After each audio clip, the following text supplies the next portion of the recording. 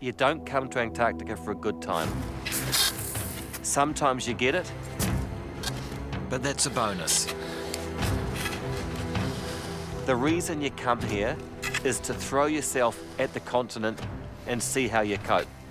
And often, For the many who have attempted to throw themselves at the icy landscape, the results have been very much the same. misery.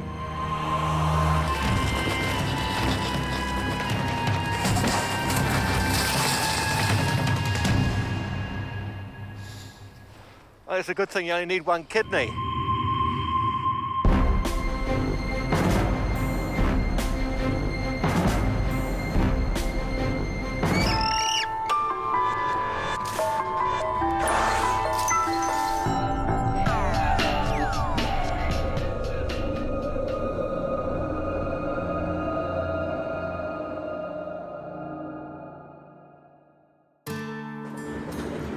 My interests have always been trains, bikes, folding rulers and feijoas. That's until I was wandering around the streets of Christchurch about 4 years ago, as you do when you're in Christchurch, and I came across this magnificent sculpture of Captain Robert Falcon Scott, and then reading the placard realised that it had been made by his wife, his widow, Kathleen, which I thought was extraordinary, and I'd forgotten all those school lessons I'd learnt about Antarctica. It was an ice-encrusted and utterly desolate land. Still, there were many who accepted the challenge of the icy continent, a continent as large as America and Europe combined. And I guess that's what put me on the whole mission to find out all about Antarctica and New Zealand's connection with that amazing continent. Amazing continent. The place they're going to is beautiful. It's magnificent. It's wild. It's cold. It's unpredictable. It's isolated. It can be dangerous, but at the same time thrilling and challenging. Really excited now. I'm still a bit abstract as far as the whole packing goes. I think I brought far too much sort of thermal underwear, but that's cool. I can do a bit of a performance review for Wilderness magazine when I get back. Now I just want to get down there and throw myself into it and experience it, because I can't really imagine what it's going to be like, but to be down there and have Antarctica wash over me, I think that's going to be pretty special. I don't know how much fuel and greenhouse gas we're using going down there. I'll just have to ride with that, but I'm hot. I know you're hot. No, I'm hot like, I'm hot.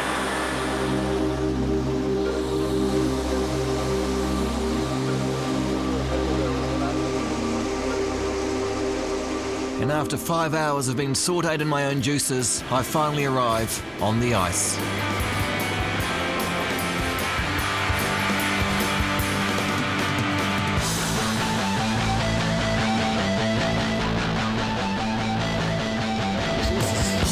Nothing to say.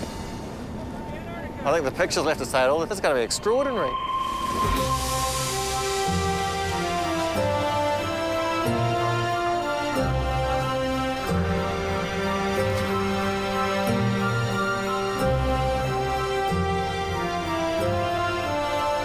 Hang on, hold it. Geography lesson. This here is Antarctica, land covered in ice. This here is permanent frozen ice over the sea. This bit is the sea ice. In winter, the size of Antarctica doubles with the sea ice, gets right to out here. Where I've arrived at is Ross Island, which is right there in the middle of the frozen sea. So right in there, Erebus, Mount Terror, me, penguins, seals. New Zealand, up about there.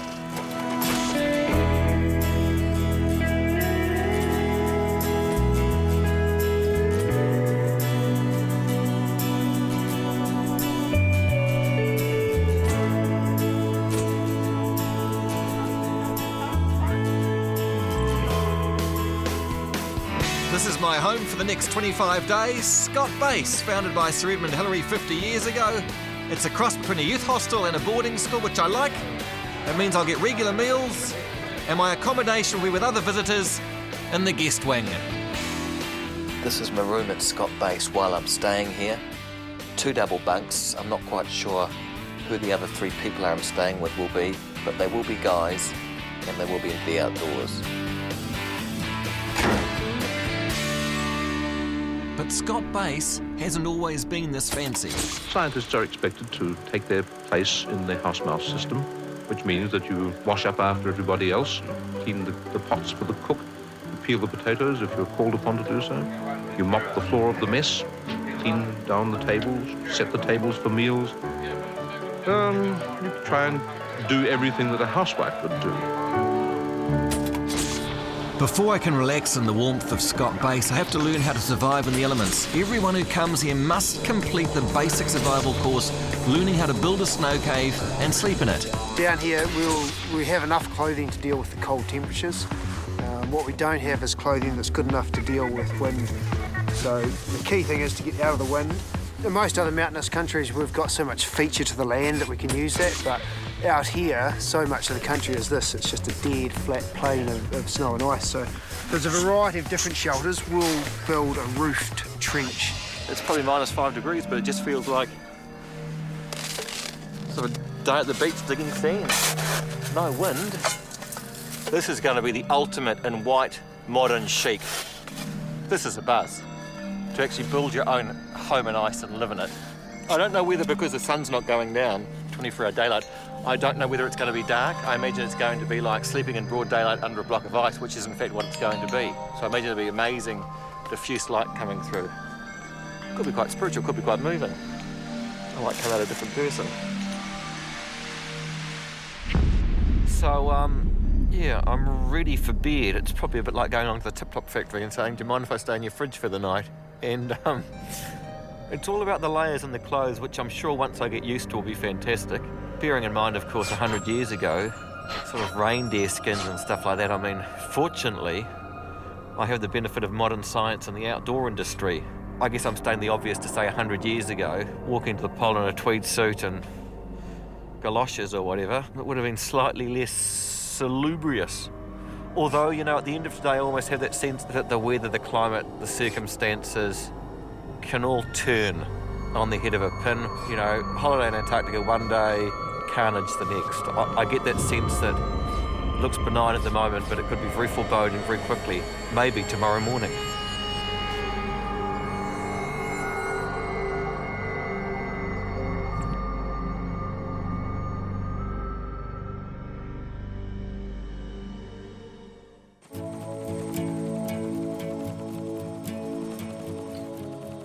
Hello and Christmas greetings from Scott Base in Antarctica. We're busy getting ready for Christmas here, and we're presented with a tree annually by the United States Navy, and Kevin Weatherall of Milton is just putting the finishing touches to the tree. Christmas Day 2006. It is a white Christmas. It's snowing, it's cold, -9 degrees, and it's been a great day. Secret Santa, man, oh man, oh man. I tell you what, if you want to recycle junk from the $2 shop Secret Santa, to have it down here and bring that rubbish all that way, I'm not too sure about. Well, thank you, Santa.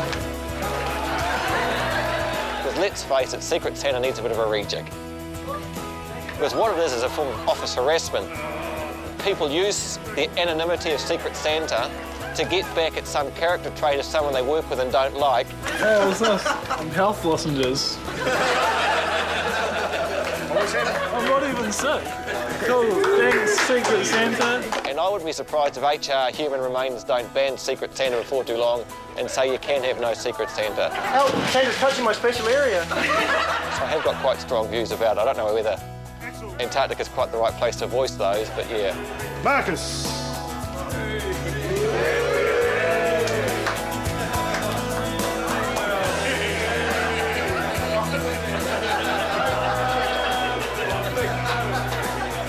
I got a jigsaw.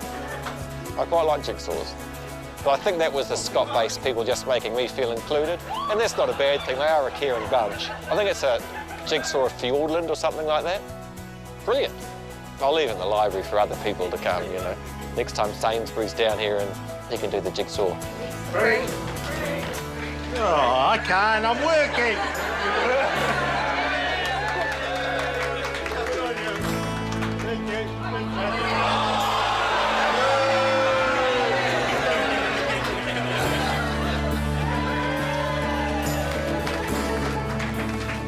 Food's been stunning. Because you come away and you think, well, you want to be a bit healthy when you're away from home, so there's been that much silver beet and shredded carrot. I think our chef's a vegan or a fruitarian or something, but the vitamins and just the good... I thought it might all be macaroni cheese, but gosh, they've concentrated on fresh vegetables.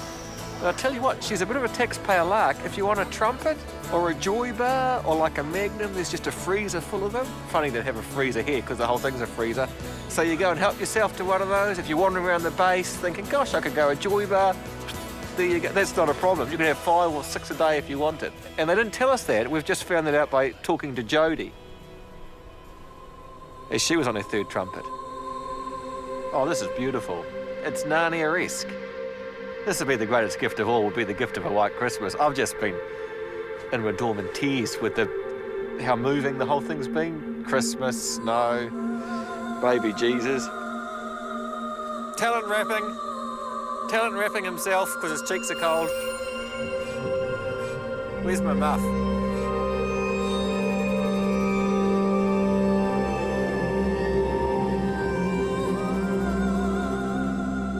New Zealand has been associated with the Antarctic since those early days, as a jumping-off place for so many expeditions keen to unravel the mysteries of that forbidding land.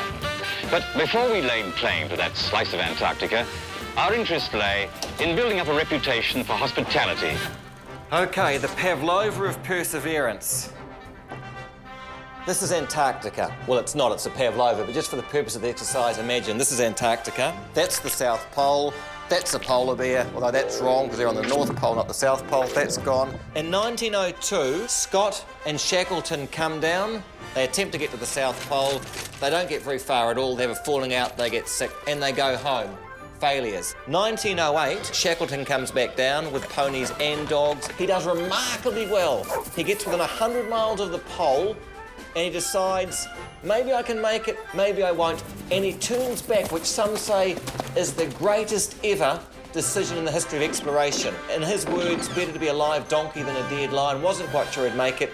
He goes back, unsuccessful, but certainly a hero. 1911, Scott decides to have another go, so he starts going to the pole. At the same time, a Musden from Norway, he's found a little bay about here, which is about 150 miles closer. He goes 13 days ahead of Scott. Trot, trot, trot, trot, trot, trot, trot, trot, trot. He cruises to the pole. In fact, the dogs just drag them. And when the dogs die, eats them. He gets there first, the first man to get to the South Pole. He gets home effortless. Scott arrives a few weeks later, maybe a month later, realises a Musden has got there first, the greatest case of second in history. He's devastated, he's sick, he's hungry, he's probably got scurvy. He turns for home. One of his mates falls down a crevasse and dies. Captain Oates walks away and dies. And then Scott and his 2 mates perish in the snow, and their bodies are still there. Silly Scott. Tragic. It's a waste of a good Pav. Good thing I'm not lactose intolerant. I've got cream all over my hands. And that's the Pavlova of perseverance.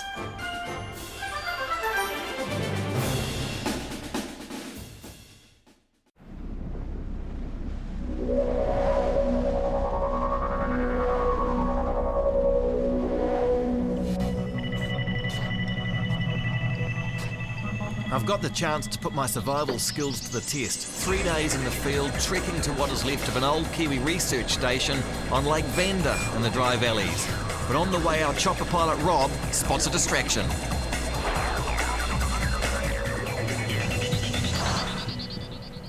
Wow. I didn't expect this. I thought we were just going to the Dry Valleys, and we've stopped here. And I never envisaged in my life I would be that close to orcas. They really are within 5 metres, and it's just playing around in the water, coming up, breathing, going down, and not even moving. It's not a fleeting glance, they're just there. You can see all of them. You can see the scrapes on their back, you can see the white, and they're just lounging around. It is probably one of the most extraordinary things I've ever seen. It's truly miraculous. I'm incredibly excited, but I'm speaking quietly because I don't want to scare them away. Not that I think they can hear us. What I'm on is the sea ice shelf, and this goes all the way back to Scott Base, which I imagine is about 40, 50 k's. So it's just a huge expanse of frozen ice water. In a couple of weeks, this will all be gone. Look, and there's orcas there, and 5 metres this side. Penguins and orca within 10 metres of each other. And as soon as we go up in the helicopter, the penguins will go in the water and the orca will eat them. That's the rhythm of life.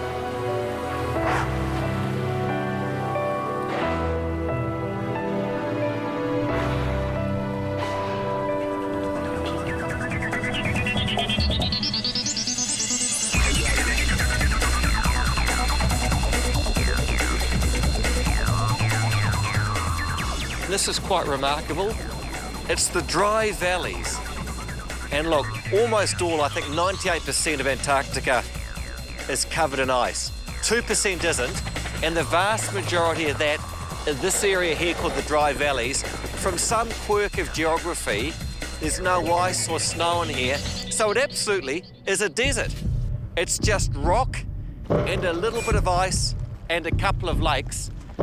And these are glacial valleys. Millions of years ago, they've been carved out by glaciers, and they are huge. But it's hard to tell how huge they are because there's no scale, there's no trees, there's no animals, there's no power poles, there's no buildings. So it sort of plays trick with your mind. But from my reckoning, looking at a map, this valley, from one side to the other, straight across, must be about 12 k's. So it's vast and it's incredibly impressive.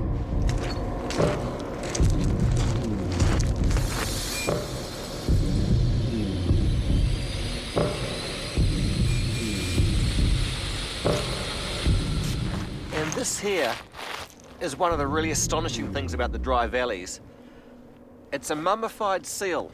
It's not a fossil, it's mummified, which means like it's been in a food dehydrator. Because it's so cool and dry here, the moisture's just evaporated. And I don't know what's happened to the seal. Perhaps one speculates several thousand years ago, there hasn't been much food, it's got lost. It's come up here, which is about 50 k's from the sea. It's found no food because, of course, there's no plant life or animal life here. It's a desert. And it's starved to death. And it looks almost like a sculpture. It's a beautiful looking thing. Look at these hands and the fingernails and just, it almost looks like it's carved. And I don't know if it's died on this pillow or whether some scientist in the 50s has put that under its head to make it look restful, but it's quite lovely. It's almost the colour and leather of a nomad shoe. It's got that sort of tan look to it.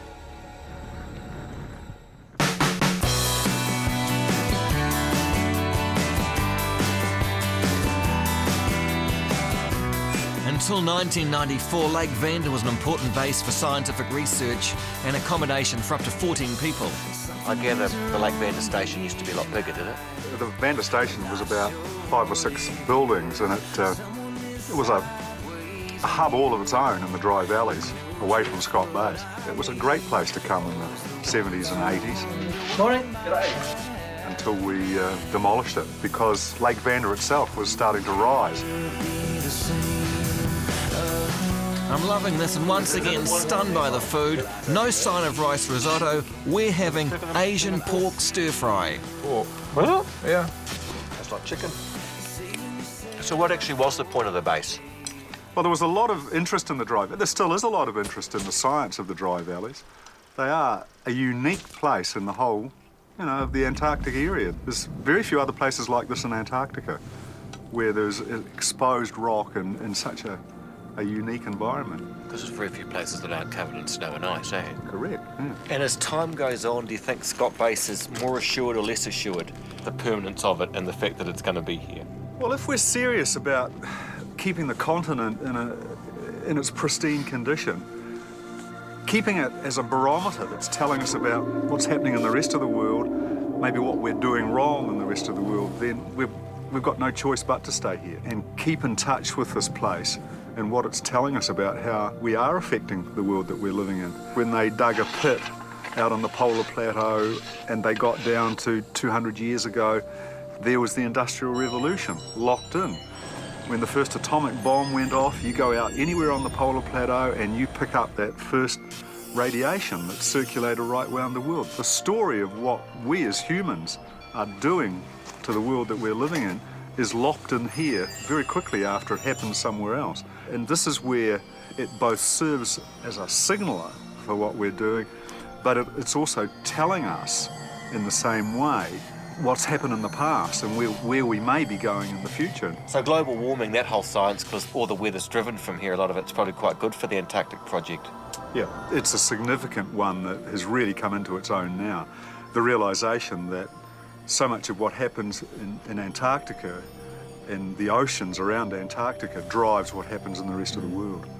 Certainly one of those places in terms of the environment, it's indescribable. You can take pictures and show You can't people really those. take pictures because you can't capture the distances, No, can you? no, and to describe that to people is even more difficult. So you go away with this sense of experience, which is quite a powerful experience in this environment. But at the same time, I think as Kiwis, we've grown up with that historical background, which I think is a pretty precious part of our New Zealand history to be a part of, and that's probably been one of the main driving forces for me to be working down here. I've had to put on suntan protector before I go to bed. I hate to repeat the same thing, but 24-hour sunlight. So it's 10 to 10 in the evening in the dry valley, and obviously Antarctica it doesn't rain, so I'm going to sleep outside and I can't wait. This is just rock, there's no dirt in the dry valleys, there's no plants, so I can't be bothered putting up a tent because it doesn't seem right to put up a tent just to put rocks around it just to hold it there. It seems like a tent crime. And no one's going to beat me over the head and steal my Leatherman because there's no one else here. It's an abandoned continent. So what can go wrong? Famous last words. I mean, rats aren't going to get me. Possums aren't going to get me. That's an idiot-proof environment. He says from Scott Base with hypothermia.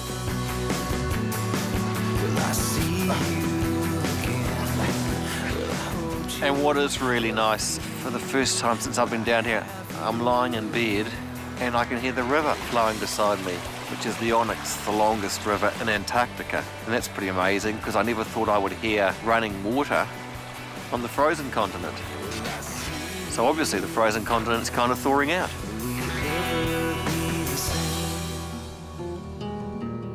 No, we've just been in the dry valleys because they're dry. No rice risotto. And actually there's been several times that I've been waiting there. In fact, probably that's the thing I've missed the most would be the rice risotto. And I think probably there's sometimes that the only thing that has that sort of rice risotto taste is rice risotto. It's got that sort of colour where it stains your plastic campware, and you've got that stain that can only be done by chicken rice risotto.